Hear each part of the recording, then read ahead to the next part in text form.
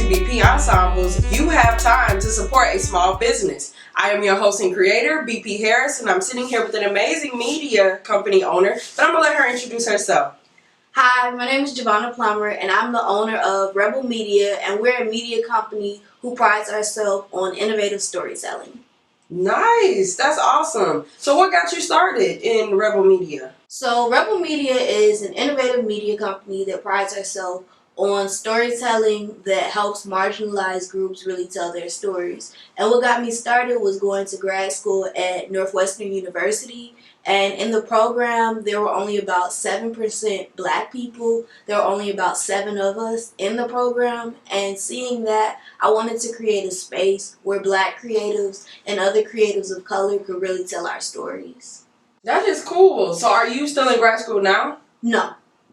Okay, so you expanded. So what's changed between you being in grad school and you still working on your media company now? So when I was at Northwestern, I didn't really have a lot of time to work on the company, but now that I've graduated from Northwestern, I've invested more time in the company, and I've really been able to really create this platform for storytelling, and that could be through podcasting, it could be through publishing books, and it could also just be through writing for a digital magazine.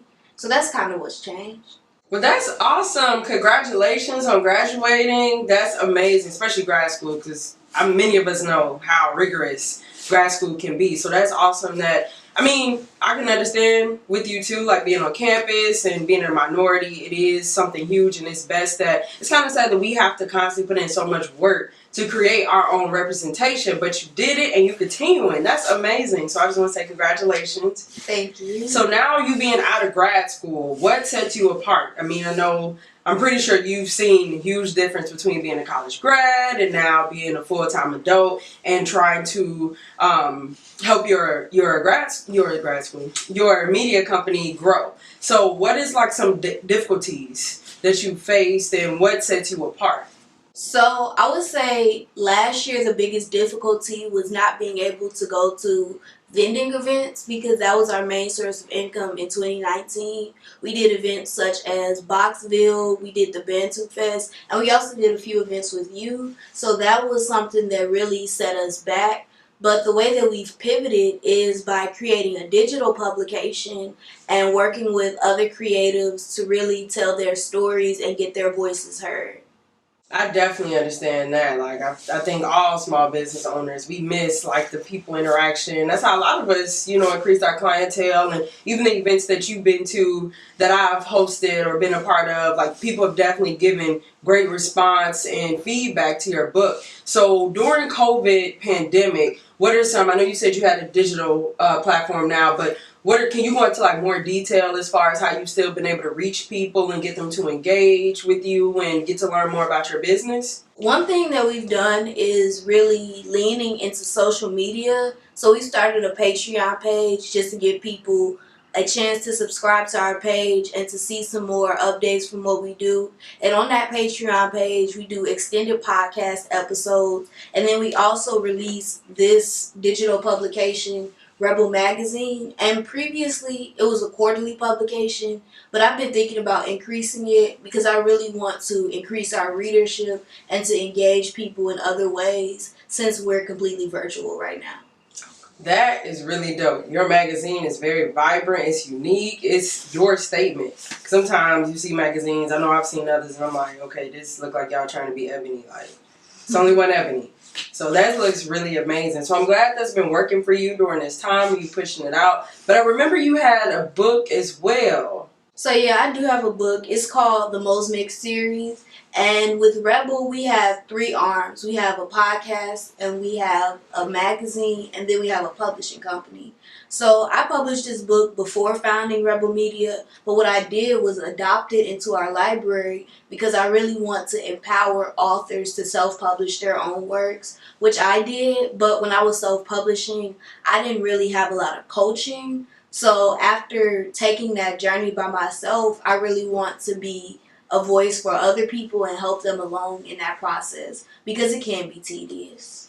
That is dope. Like you are really killing it. Like that's a lot. Like I couldn't even imagine. And you have experience. Like we can definitely tell with how you're explaining everything. Like you have experience. Like you did the hard work to actually like you could work with people and help them publish their books and everything. So like with all of that being said, what has been the biggest challenge doing everything as far just in entrepreneurship? Because that's a lot to do at one time. And we know we see a lot of people that just start writing books and they start sharing it on social media and then they're looking like, well, why am I not, why people not supporting? Why people not buying my book? Or they post it on Amazon and they still not getting the sales that they want. So with your experience, with the knowledge that you've worked hard to obtain, what has been the biggest challenge in entrepreneurship as far as writing and publishing in your media company?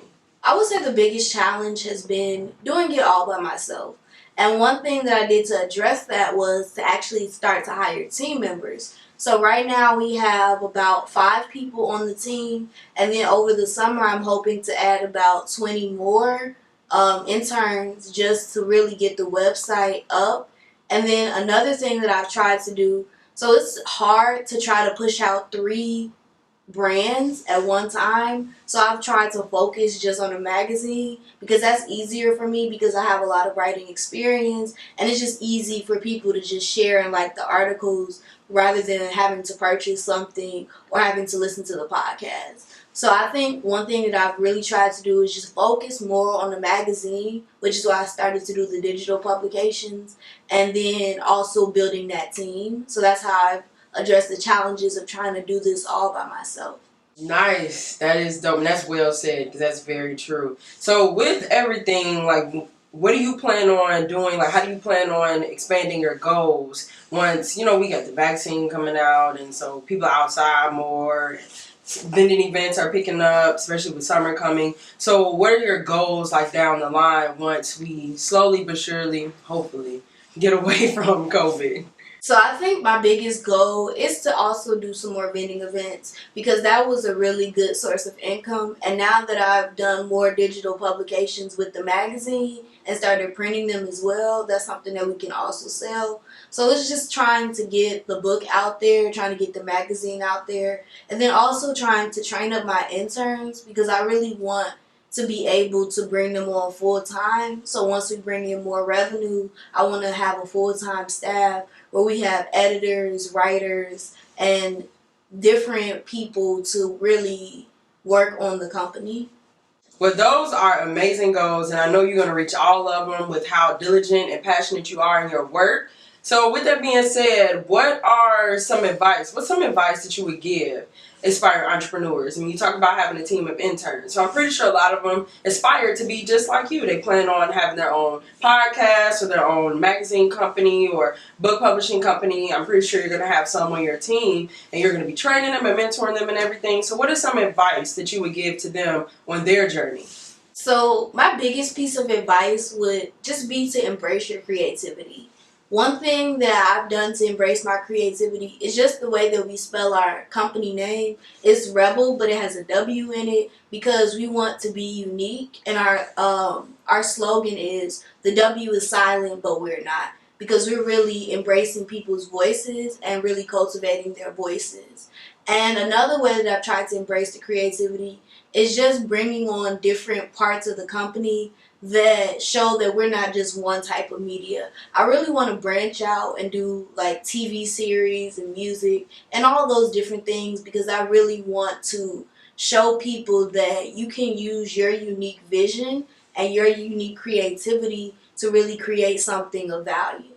Embrace your creativity. That is great advice to give to aspiring entrepreneurs as well as current entrepreneurs. I mean, that's why we do what we do, right? Like, we learn things in our industries and we find different ways to either make it easier or just put our own touch to it. I mean, it's our creativity. That's why we're in business. So that's really great advice. So, as you all see, Javanna is very passionate about what she does. She's very knowledgeable too. I mean, there are a lot of us who want to be writers who are doing podcasts at this very moment. And she clearly has the experience and the knowledge to help you become bigger and better at what you do. So, get in touch with her.